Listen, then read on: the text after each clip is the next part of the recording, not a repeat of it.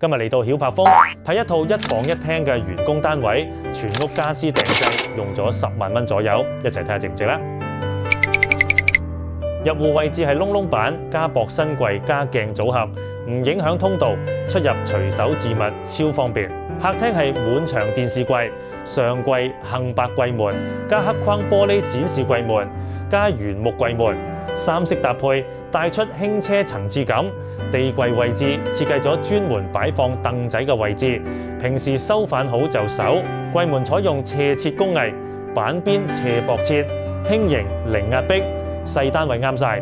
電視櫃對面係梳化位置，原木紋護牆板代替傳統油漆，加上山格條拉高視覺空間，床燈帶點亮氛圍。轉過來係入衛生間通道嘅位置，我哋幫屋主設計咗一個高透玻璃展示櫃，高透玻璃展示清晰唔積灰，擺放屋主中意嘅手辦，加上喊燈工藝，一返到屋企見到呢一個展示櫃，心情都亮好多嘅。好啦，跟住入去房間睇下啦。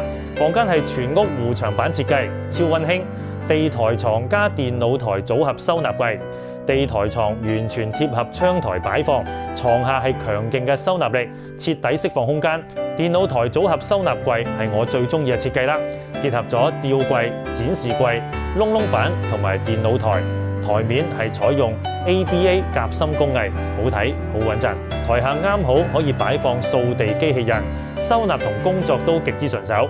對面開放層架加護牆板嘅燈帶，擺物品都好有藝術感。全屋訂製唔係買一堆木板，而係買一個可以完全貼合你生活習慣嘅家。